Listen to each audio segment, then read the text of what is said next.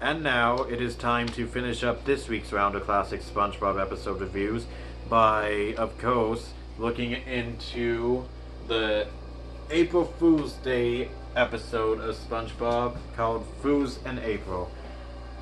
I mean, come on, you gotta give them credit. That's pretty much the core message of the holiday.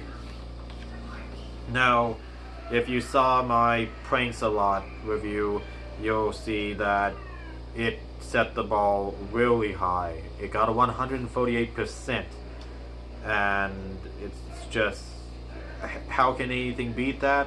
Can the episode that is the, SpongeBob's celebration of it beat it out? Well, we're going to find that out right now. Now, as before, I have 7 categories. They all originally worth 10 points, but they can get extra credit and even negative credit. Number 1, how long the episode took to make me laugh. Every 30 seconds I take away a point. Number 2, how many times did it make me laugh. Number 3, memorability, as in how many quotes, moments, and jokes I remembered off the top of my head without rewatching the episode. Number 4, is there a good message that is executed well? Number 5, is there character development or moments that make a character multi-dimensional?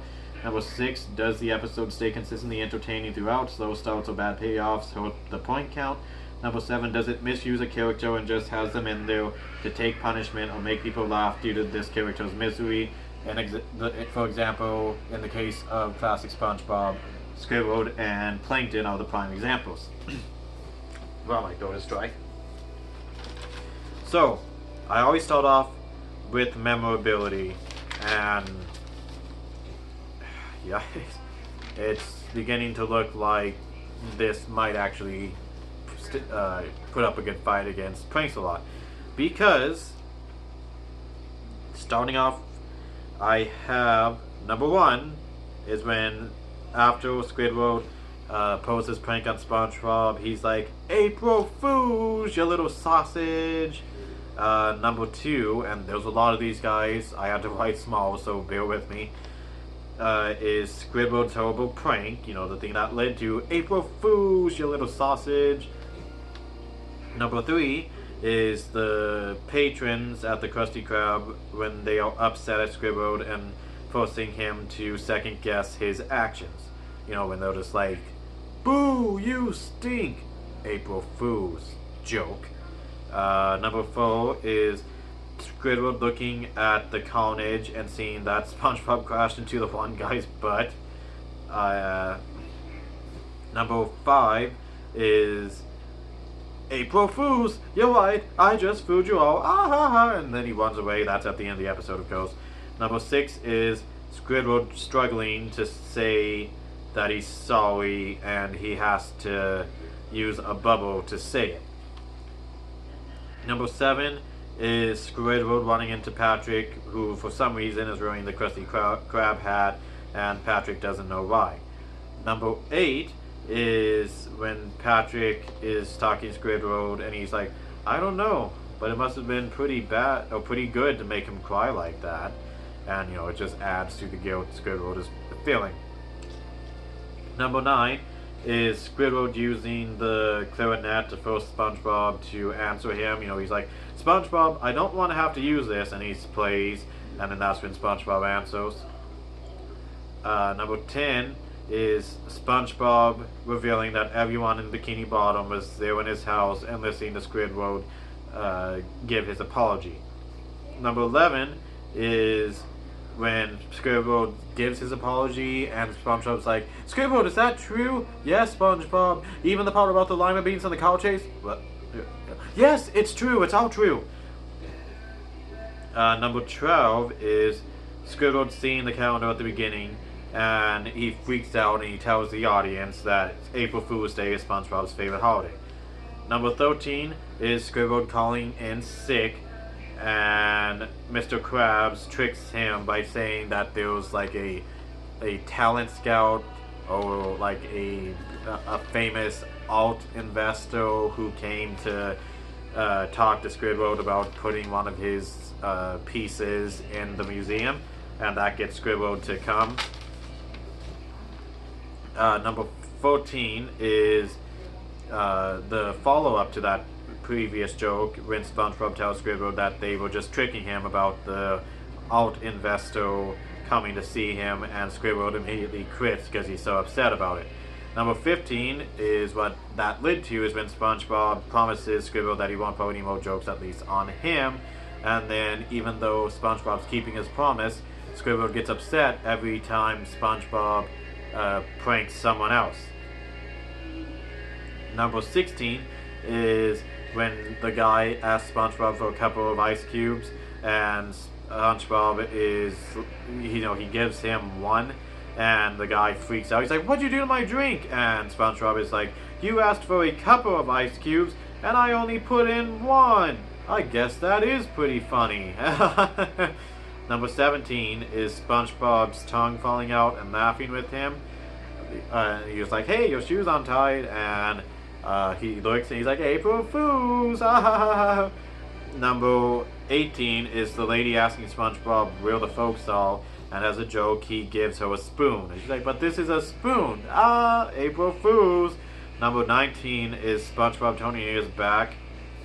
Wait, SpongeBob toning his back that he... Oh, yeah, okay, yeah. The guy who goes up to him to place an order, he's like, "Hey, what's that?" And then the guy tones, and then SpongeBob tones his back towards him, and there's a smiley face on it, and the guy is like, "Hey, where'd the other guy go?" "April Fools!" So he's like, "Ha, hey, that was pretty good."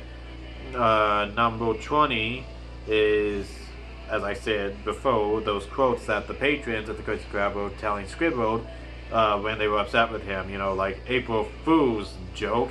And number 21 is, "Boo, you stink!" And that's when Squidward is remembering what the patrons were saying, and he imagines his own mother saying that to him. He's just like, "Boo, you stink, mother!" So that is all I have for memorability, and as a result, I must give number 3 a 21 out of 10.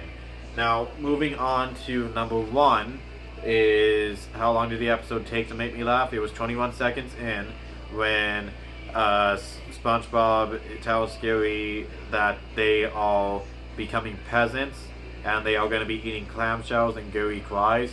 It's just how detailed and intricate a plan SpongeBob made there just to fool Gary. It was just so funny with everything involved there, so I'm going to give it a 10 out of 10. Now, number 2 is how many times did the episode make me laugh? Flashbacks to Pranks a Lot, although not exactly, because this episode only made me laugh 27 times total out of 10. Number 4 is there a good message that's executed well? And yes, and it's don't get too carried away with your jokes or else you'll end up hurting others. That's pretty much like the same as the message in Scroll Jokes, it's just executed differently, but it's executed well, so I'm going to give number 4 10 out of 10. Number 5 is their character development, or moments that make characters multi-dimensional, and of course I have to give it a 10 out of 10 because Squidward shows that he has a heart and a conscience to follow that up with, because he apologizes to SpongeBob after realizing he did wrong. He felt guilty for it. He didn't mean to hurt SpongeBob the way he did. It makes him multi-dimensional, as we see a bunch of other times in the series that he actually does have a heart. So 5 gets a 10 out of 10. Number 6, does the episode stay consistently entertaining throughout? Slow starts or bad payoffs hurt the point count, and it sort of takes a back seat to the lesson in the middle of the episode, and it takes a little long with the Patrick moment where Squidward is trying to talk to SpongeBob, but he finds out it's Patrick. They kind of just milk that a little bit, but it wasn't anything too tedious, so I am going to be giving number 6 an 8 out of 10. And finally, number 7 is does it misuse a character to punish them or to get a cheap laugh out of their misery? And no. Yes, there was the part where Spongebob, he went flying around and he crashed into the guy's butt and kind of took it with him. But, you know, everything worked out fine for him in the end, and it was meant to teach them and the audience a lesson. So I'm not going to fault it for that. And I'm going to give number 7 a 10 out of 10. So, and don't worry guys, I have the point tally up this time. It got a 96 out of 70. And so yes, as you can see, hopefully you guys can see it. I'm sorry if my penmanship is atrocious to you, I will try to get better. Yes, it gets a 96 out of 70, and that is a 137% based on my calculations.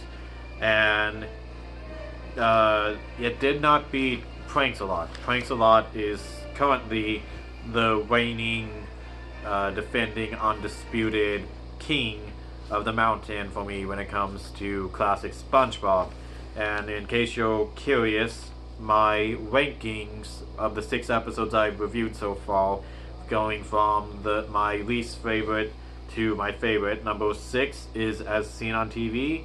Number 5 is Life of Crime. Number 4 is Texas. Number 3, Scroll Jokes. Number 2, Fools in April. And number 1, Pranks-A-Lot. So, happy April Fool's Day, guys. Hopefully the amount of extra credit I gave the episodes did not make you think that this is mainly just a series for gags, even though it is about classic SpongeBob, and you're willing to take this series seriously enough to tune back in next week when I cover 3 more episodes and give you my grades and rankings of them. So yeah, happy April Fool's Day again, or happy April Fool's Week again, everyone. And just a side note to anyone who's a fan of WWE, happy WrestleMania week. Hopefully the WWE can put on a good show despite some of the recent storylines they've given us. But I feel like they will give us a good WrestleMania this year, some way, somehow. So I will see you guys next week. Take care, everyone.